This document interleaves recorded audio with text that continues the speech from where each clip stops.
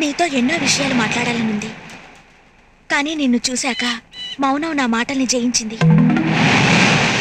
ఇన్నాళ్ళు నేనొక శిలని, చదువుకి తప్ప ప్రేమకు కూడా చలించని బండరాయిని అనుకునేదాన్ని, గర్వపడేదాన్ని. కానీ ఈ రాయిలోనూ ఓ హృదయం ఉందని నువ్వే గుర్తించావు. రాగాలు అనురాగాలు పలికించావు. ఇష్టమైన వాళ్ల కోసం పడే బాధలోనూ సుఖం ఉంటుంది అంటారు. నేను నీ గురించి ఆలోచించడం మొదలుపెట్టి 24 గంటలు కాలేదు. అప్పుడే నిన్ను చూడాలని, నీతో మాట్లాడాలని ఎంతో తపన పడ్డాను. అలాంటిది ఈ 4 ఏళ్ల నుంచి నువ్వు నా కోసం పడ్డ తపన, నిరీక్షణ తలుచుకుంటే నా మనసు కరిగిపోయింది. అందుకే ఆడదాన్నైనా సిగ్గు విడిచి చెప్తున్నాను, ఐ లవ్ యూ.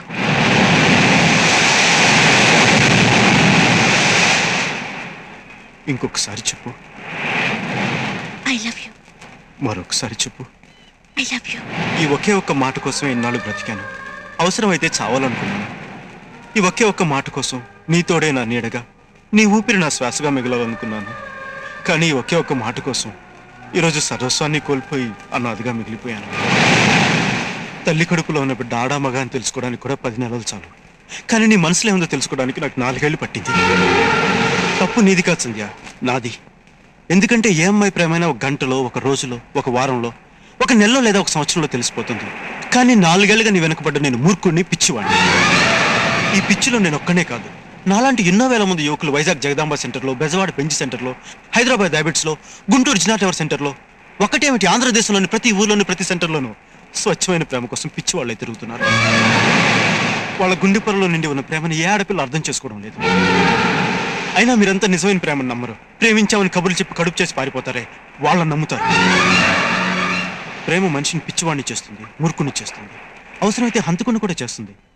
కానీ అదే ప్రేమ పిచ్చివాళ్ళలో తిరుగుతున్న నన్ను ఓ మనిషిని చేసింది. ప్రేమంటే ఇష్టమైనప్పుడు నువ్వంటే నాకెంతో ఇష్టం. ఇప్పుడు ప్రేమే నచ్చడం లేదు, ఇంక నువ్వెలా నచ్చుతావు? ప్రేమ కావాలి కావాలి అని వెంటబడ్డప్పుడు ప్రేమ దొరకదు. వద్దని పారిపోతుంటే అది మనల్ని వెతుక్కుంటూ వస్తుంది. అయినా ప్రేమంటే వాడు తెలుసుకోకుండా చావడం కంటే తెలుసుకొని మర్చిపోవడం మంచిది. ఒక మనిషి జీవితంలో 4 సంవత్సరాలు చాలా విలువైన కాలం. ఆ కాలంతో పాటు చదువుని, బాధ్యతల్ని వదిలేసి, పెద్దల మాటను పెడిచెవిని పెట్టి ప్రేమంటూ తిరిగి సర్వస్వాన్ని పోగొట్టుకున్నాను. ఆఖరికి కన్ను తండ్రికి తలకొరి పెట్టలేని దౌర్భాగ్యం అయ్యాను. ఇవన్నీ కోల్పోతేనే కానీ ప్రేమ నన్ను వెతుక్కుంటూ రాదంటే అలాంటి ప్రేమ నాకు అక్కర్లేదు. నేను ఈ నిర్ణయం తీసుకుంది నా ఒక్కడి కోసం కాదు, మన దేశం అంతటా నాలాగా ప్రేమ పిచ్చి పట్టి తిరిగే ప్రతి యువకుడి కోసం, వాళ్ళ తల్లిదండ్రుల కోసం. Good bye. ప్లీజ్ గణేష్, ఒక్క నిమిషం ఆగు. ఆవేశంతో కాకుండా ఆలోచించి నిర్ణయం తీసుకో. నేను నిన్ను బాధ పెట్టిన మాట నిజమే, కానీ ఇప్పుడు నిన్ను మనసారా ప్రేమిస్తున్నాను. ఈ 4 ఏళ్ల నుంచి ఉదయం 9 గంటలకి నువ్వు ఏ బస్టాండ్లో నా కోసం వెయిట్ చేసేవాడివో అదే బస్టాండ్లో రేపు నీ కోసం వెయిట్ చేస్తుంటాను. నువ్వు వస్తావనే ఆశతో, నమ్మకంతో.